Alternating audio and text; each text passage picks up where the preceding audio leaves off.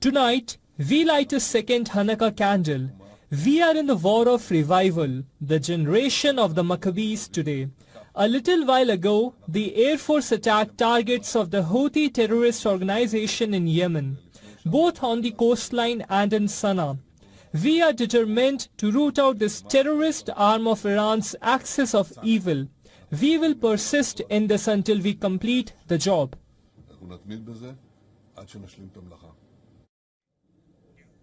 Meanwhile, the Israeli Defense Minister, Israel Katz, has said that the Israelis will hunt down Houthi leaders and continue retaliatory strikes until the job is done. Listen in. We've just seen a precise operation by the Israeli Air Force hitting specific Houthi targets in Yemen. At the airport, at the port, as we said, whoever hurts Israel, we will hurt them. We will hunt down all the Houthi leaders, hit them as we have done elsewhere. No one will be able to escape Israel's long measure. We will attack them in order to remove threats to the state of Israel. But let's just take a step back here for a moment. What really is fueling this unprecedented escalation? You see, the Houthis have made their intention clear. Their attacks will continue until the war in Gaza ends. Since December 16 alone, the Houthis have fired at least 5 ballistic missiles and launched at least 5 drones at Israeli targets. Some of these attacks have landed dangerously close to civilian areas. Just last week, in fact, a Houthi missile struck a park in Jaffa, injuring 16 people. Days before, another missile hit a school in Ramat Gan. On Tuesday, the Israeli Defense Ministry signed a deal to ramp up the production of the Arrow 3 interceptor missile. This cutting-edge system is designed to destroy ballistic missiles outside the Earth's atmosphere, and the expansion in the Arrow 3 production is critical. It's not just for thwarting ballistic missile attacks on the rise. You see, Israel's famed Iron Dome has been breached on multiple occasions this year, especially during Iran's missile and rocket attacks in October, increasing the importance of Arrow 3 missiles. And even as the battle unfolds in the skies, accusations of war crimes are surfacing. Meanwhile, the UN Secretary General Antonio Guterres warned of the risks of further escalation. He called for restraint, emphasizing that strikes on Red Sea ports and Sana'a airport endanger critical humanitarian operations, adding that millions in Yemen rely on these facilities for life-saving aid. Iran has also condemned Israel's actions. Tehran described the airstrikes as a quote-unquote violation of international peace and accused Israel of committing crimes against Yemen's people. Meanwhile, the Houthis are doubling down on their threats. Following Israel's latest strikes, Houthi leaders have promised swift retaliation. The stakes are higher than ever. This conflict is no longer confined to the borders of Yemen or Israel. It's spilling over into the Red Sea, the Arabian Sea, Tel Aviv suburbs and beyond. At this point, the immediate question is, how far will things go really? With both sides targeting strategic and symbolic assets, the potential for widespread catastrophic devastation is growing by the day. Israel is ramping up its missile defenses and striking back. The Houthis, supported by Iran, are showing no signs of backing down. Absolutely. What happens next in this war defined by advanced weaponry and new strategies is anybody's guess. All right, now to give us more perspective in terms of what is unfolding at this moment in this war in West Asia, we're joined by Professor Scott Lucas, who's a professor of international politics at the Clinton Institute University College in Dublin. He's joined us live in this broadcast. Now, Professor Lucas, thank you very much indeed, sir, for speaking to us here on WION. Let me start off by asking you this. You know, this tit-for-tat attacks that we've witnessed between Israel and the Houthis in Yemen are expected to escalate further. A lot of people are saying that what Israel intends to do with the Houthis is similar to what it did with the Hezbollah. Do you think it can succeed?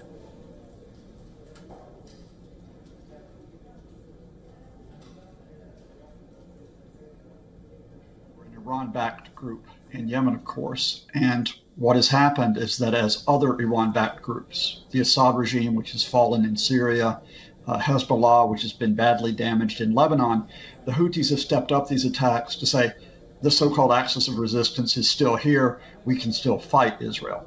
Now, in reality, in the past 10 days, we're talking about 5 ballistic missiles, 5 drones. I don't want to play that down, but you've only had 2 missiles which got through, causing light injuries. 1 hit a park, 1 hit an empty school.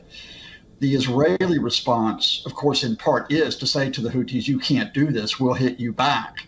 And so they hit overnight Sana'a airport, they hit several ports, killing 6 people.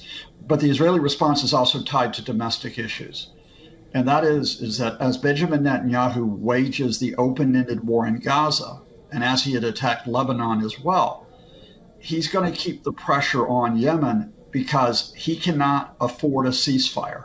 He cannot afford a de-escalation because once he does, he faces early elections and he faces legal problems. Because remember, the bribery trial against Netanyahu is now ongoing. And just yesterday, his wife has been accused of witness intimidation. Interesting. Those are some of the pressing domestic issues. Do continue to stay on with us. This, of course, is a big story that we are tracking here on WION. These are tit-for-tat attacks, and the logic that is being given is that Netanyahu's intention is now to do to the Houthis what he has done with the Hezbollah in Lebanon. But the question, of course, is there is a huge amount of distance between the state of Israel and the Houthis who are operating from Yemen. Remember, the Houthis are also a crucial part of the Iranian-backed axis of resistance. And it now remains to be seen as to how this phase of the campaign by the Israelis, of course, proceeds. Remember, Benjamin Netanyahu is also at this moment facing serious charges of corruption. And we have with us Professor Scott Lucas. Professor Lucas, you were speaking about a very important aspect where you're saying that this is a war that Netanyahu cannot stop fighting because he's also facing these serious charges of corruption. And the minute the war in the Gaza Strip were to come to an end, possibly Netanyahu may in fact be prosecuted in the cases of corruption that he's facing, and he could end up losing his political career. Is that what the calculation is for Netanyahu? I think that's been the calculation for Benjamin Netanyahu ever since October 2023. Now, I don't want to downplay the fact that Hamas, because of its mass killing inside Israel, of course, gave Netanyahu the legitimacy to attack Gaza and to continue attacking Gaza, as well as to attack other countries, such as Yemen. But I think we are at the point where if Netanyahu cannot get those 100 Israeli hostages back that Hamas still holds, some of them dead, some alive, he cannot satisfy the basic desire of the Israeli people. We want all our fellow citizens back.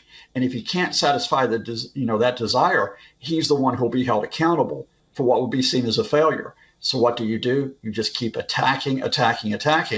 So while we talk about the attacks on Yemen, in the past 24 hours in Gaza, we've seen attacks on 3 hospitals, for example, one of them being raided by the Israelis today, and we've seen 5 journalists amongst the latest casualties. Indeed. Thank you very much, Professor Scott Lucas, for joining us and getting us all those details there. Thank you. In a fresh attack on Israel, Yemen's Houthi rebels have claimed they fired a ballistic missile at central Israel. Israeli forces have stated that they intercepted it. استهدفت القوة الصاروخية بعون الله تعالى هدفا عسكريا للعدو الإسرائيلي في منطقة يافا المحتلة، وذلك بصاروخ باليستي فرط صوتي نوع فلسطين 2، وقد حققت العملية أهدافها بنجاح بفضل الله. Air raid sirens sounded over a wide swathe of central Israel as a precaution against the falling debris. But the army said it shot down the missile before it entered Israel. According to Israel's emergency medical services, they say there were no injuries. Meanwhile, reports are now emerging that the U.S. forces had nearly shot down a second Navy fighter jet over the Red Sea on Saturday, marking the second instance of friendly fire. In a fresh attack on Israel, Yemen's Houthi rebels have claimed they fired a ballistic missile at central Israel. Israeli forces have stated that they intercepted it. استهدفت القوة الصاروخية بعون الله تعالى هدفا عسكريا للعدو الإسرائيلي في منطقتها المحتلة، وذلك بصاروخ باليستي فرط صوتي نوع فلسطين 2، وقد حققت العملية أهدافها بنجاح بفضل الله. Air raid sirens sounded over a wide swathe of central Israel as a precaution against the falling debris, but the army said it shot down the missile before it entered Israel. According to Israel's emergency medical services, they say there were no injuries. Meanwhile, reports are now emerging that the U.S. forces had nearly shot down a second Navy fighter jet over the Red Sea on Saturday, marking the second instance of friendly fire. The jet was missed by just 100 feet as it prepared to land aboard the aircraft carrier Harry Truman during anti-Houthi missions in the Red Sea. On Saturday, 2 FA-18 Super Hornets were flying above the U.S. guided missile cruiser USS Gettysburg, during which the Navy launched a pair of surface to. In a fresh attack on Israel, Yemen's Houthi rebels have claimed they fired a ballistic missile